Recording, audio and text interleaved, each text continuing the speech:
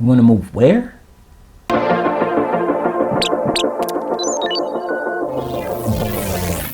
Hey everybody, welcome back to Info on the Go, where we make understanding real estate clear, calm, and concise. I'm your host, Dietric.Williams. Today, we're going to be talking about some things that are in the news right now, and it's just a little bit wonky for a lot of people. And so here's what I want to talk about. So we hear all of this news about people leaving one state and moving to another state, and how it's just not affordable in a whole lot of places, especially here where I'm at in California or places like New York. Well, a lot of the experts out there are kind of taking a very rudimentary approach to make that comparison. And while there are some affordability issues, I just want to point some things out, and let's just kind of clear the air in terms of what really is affordable and what isn't. And so what I'm going to look at is the 5 top states that people have been moving to. Now, the rule of thumb that's rudimentary that people have been using is that they've been taking the national average wage across the country, right? So it's no surprise that what you earn in Los Angeles is probably not the same as you earn in Oklahoma. But with COVID, I understand the reasoning behind it. It's because, one, you can leave Los Angeles and go work in Oklahoma if you're working remotely. That's great. However, what happens when everything opens back up and employers start calling people back into work? Now you have a little bit of a conundrum there, right? So you either are going to have to leave and come back. And if you bought a house in that place, you either have to sell it and come back, or you're going to leave that job and go get another job, which is probably not going to pay you as much money, or you have to renegotiate your terms on your current employer. So there's some pieces to this that are just a little bit off, that are missing. We don't know. Nobody knows. I'm kind of hypothesizing that this is going to be the case, but you can kind of see that coming.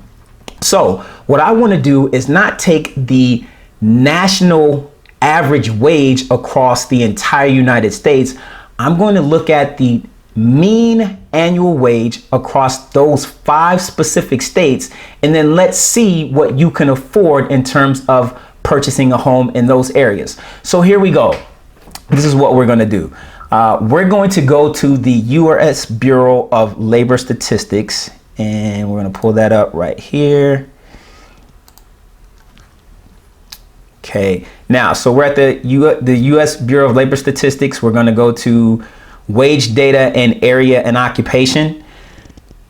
And then we're going to scroll down and go to wage by occupation and area. This is going to bring it up by national, but you see it by state. So first, let's look at Idaho. And let's see. So for Idaho, roughly 45,000. You see that, just under 44,000. Okay. Now let's look at Oregon. Probably a little bit higher. Yep. So we see Oregon, roughly about 54,000. Next, we're going to look at Arizona. What's up, Javier? Just under 51,000 per year. Let's see what we got next let's look at South Carolina. About 44,000, a little over 44,000 per year. Okay, so these are all kind of in line. Let's look at Washington State. This is probably going to be a little bit higher. Yep, so about $62,000 is the annual mean wage. And then just for fun, let's look at California, because that's where I'm at. So, yep, so right there, we're just about 61,000, a little under that, a little over that. So here's where kind of the rubber hits the road, and I'm going to explain why I'm taking the mean as opposed to the average. Now, if you're in statistics, you understand that they're kind of interchangeable. So mean and average pretty much mean the same thing. However, you use average when you're talking mathematics, you use mean when you're talking statistics. But to calculate the numbers is pretty much the same. Now, I won't get into all the details between, how many different types of averages there are and how many different types of means there are. But I just want to explain to you why we're using the mean. From the Bureau of Labor Statistics, again, you use statistics, you use the mean. So that's what they're using. And you probably saw that data was from May of 2019. And that's because they're on kind of a year lag. And what they're doing is looking at true wages across all of these different states to report it. So there's about a year lag that takes place. So the salaries won't change that much. There may be a little bit of nuance in terms of some being higher, some being lower, but overall, it's not going to make that big of a difference. So now that we know these salaries, let's look at what the monthly mortgage payment that these salaries could actually provide. So I ran the numbers and just looking at this. So you take Idaho, and I'm going to look at that mean annual wage. And what I do is, when you're talking about getting a mortgage, there's a ratio that's used, right? And usually that ratio is about 28%. They don't want your monthly mortgage to exceed 28% of your monthly income. So depending on type of loan you get, it can range anywhere, anywhere from 28% as high as 50%. Excuse me again. So 28% as high as 50%. I'm going to split the difference. I know Chris Voss never split the difference, but I'm going to split the difference right now. So if I split the difference, that ratio becomes 39%. So that's what I'm going to use, 39%. So when I look at the max payment that you can afford in Idaho with that salary is roughly $1,400, about $1,459 to be exact. So let's see what we would get in an affordable place in Idaho for $1,459 per month. So let's go to our friend Zillow, and I'm only using this because everybody else uses this. It's a baseline, just a tool to use. The numbers are not going to be right, but it'll give us some things to think about. So we're going to go here, and I ran these numbers, so I already know that $255 is the max price that you're going to be able to pay. So this is what you would get. And again, so I'm using FHA terms, right? So 3.5% down. And even though interest rates are just below 3, I'm going to be a little bit conservative on this one, and I'm just going to round it up to 3 so that the numbers, we kind of get a true comparison or a true feel in terms of what this is going to cost. So let's look and see what we have. So $1,514 a month, roughly speaking. So what would that get you? That would get you this house right here. 3-bedroom, 1 bath, a little over 1,400 square feet. But we passed up our monthly cost, right? So we got to lower that. So $245-ish is about where we are. All right. Now let's look at Oregon. Let's look at Eugene, Oregon. We're going to put the numbers in. Now I ran these numbers before. So $290 is about what we're going to see. What does that get us? Okay, not a lot that's going on here. We're going to choose this one right here. 3-bedroom, 2 bath, a little over 1,400 square feet. Okay, looks pretty good. Now let's kind of change those numbers. 3.5% down, 3% interest. $1,746 per month is what this would get us. Now, I ran the numbers for Oregon as well, and those numbers come out. Remember that the mean annual wage is $53,890 using that 39% ratio. Your monthly mortgage payment maximum would be $1,751. And so you can see we're right there at $1,746. Okay, so this is what gets you, it's kind of house you can get in Eugene for that price. All right, so not bad. All right, so let's look at Phoenix, Arizona. Now, Phoenix, Arizona is home to a great realtor out there, Javier Vadana. What's up, Javier? You've probably caught his YouTube channel. If you haven't, I'm gonna drop a link right here below so that you can get some information from Javier. Really great information, really great realtor in the Arizona area. So if you're moving to Arizona, I highly recommend. Go talk to Javier. All right, so in Arizona, remember that average annual or that mean annual wage is $50,930. So let's just kind of do some math real quick. So the maximum mortgage payment that you could afford would be $1,655. So I already know what that looks like there. So, okay, so we're gonna plug in that. And I know what the maximum price is for a home there that you can get is roughly about $285, somewhere around there. So we'll look at the data. Let's see what's there. A lot of homes there that are under $285,000. So I'm just gonna pick this one right here. 3-bedroom, 2 bath, little less than 1,700 square feet. Wow, this is nice. So let's look at the monthly wage cost. We're gonna change that 3.5, 3%. 1733. So we're over slightly, and that's because of that $88 per month HOA. So if we take that out, yep, 1645 is what it would get you. So if you wanted to spend an extra $88 per month, you can live in this house right here. Wow, it's pretty nice there. Okay, nicely manicured. Oh, they got the kid stuff in the back. So Rio, Montana is the area. So if you're moving out to Arizona, make sure you hit up Javier. And now let's look at Charleston, South Carolina. Yeah, we're gonna go there. And for Charleston, South Carolina, remember that mean annual wage is $44,380. So when I do the math, it's about $1442 per month. Now I already know again what the max price is gonna be. So we're gonna change that. Let's see, $255. This is what you can get in South Carolina for that. So they got quite a few things. We're going to choose this one. 3-bedroom, 2-bath, a little over 1,100 square feet. That's kind of nice though. Oh, that's really nice. Okay. So this gets you some things in South Carolina. Okay. Not bad, South Carolina. I see you. Let's look at what the cost would be. So we'll change these numbers again. Go up $1,436 per month. So that puts us right below the $1,442 that we would max out at. And then finally, let's go over and look at Tacoma, Washington.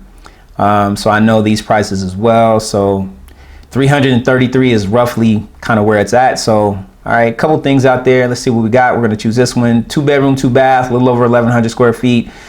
Pretty nice. Nice deck in the back. Oh, this is okay. Completely renovated. So this is nice. Even though it's been 123 days on the market, that's pretty interesting. So let's see what this would cost you. We're going to change those numbers again. 2,048. 2,048. Now, I ran the numbers for Tacoma.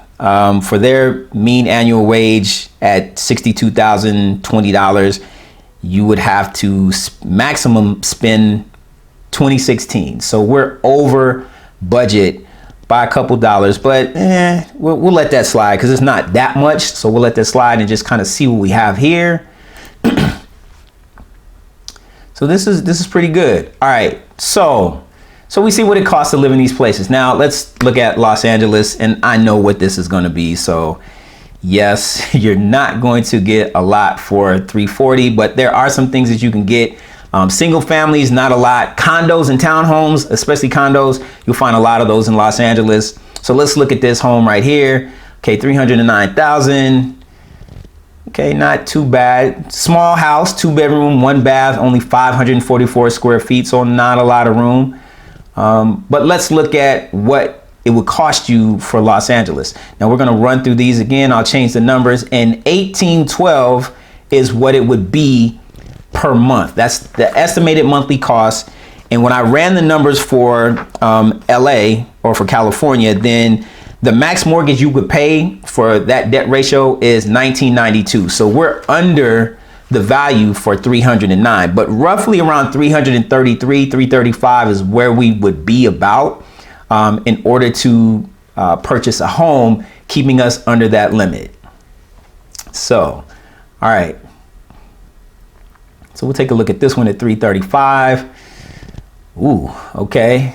Not so good. 2-bedroom, 1-bath, not a lot. I don't know what that is. It looks like a cotton gin, and yeah, okay. So yeah, so near the freeway, it definitely needs some work. So let's kind of look and see what this one is. We'll change the numbers again. 1959. So that's what you could reasonably afford in Los Angeles. Now, why am I bringing in this all to light is because you can see that on average, there's a lot of places that aren't really affordable if you base it off of the salaries of the wages for the people that are living in those states. Now, again, this is going to be different because with COVID, you have a lot of people that are relocating and moving that are working remotely, and they're taking their salaries with them. Here's one of the problems that comes with that is when they take their salaries with them, they tend to buy housing that is higher in price because they can afford it. Now that's going to push some of the housing numbers up in some of these areas. So here's an example. If I take a salary from LA at $62,000 and I move to South Carolina, I have room to bid up.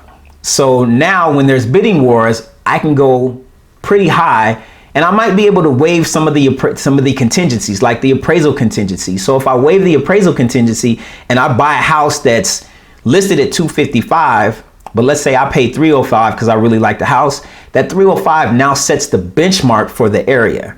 Now guess what happens to the other houses? You guessed it. They all are probably going to want to get 305, but most of the people in the state can afford 305. So now we have a little bit of a conundrum here, and I won't get into all of that right now, but I really just wanted to show you that it's not as easy as it seems when you're comparing salaries. Now, we're in unprecedented time because of COVID and everything that's going on, but hey, this is where we're at right now. And I'm using this again as a guide, as a baseline to show like this is kind of what's happening. And yeah, see, 9 o'clock and I still got people calling me. The life of a realtor, go figure. So I want you to take this information, use it for what it's worth. If you're a numbers person, kind of like I am, maybe you want to go to the Bureau of Labor Statistics. Can I say that? Let me slow down.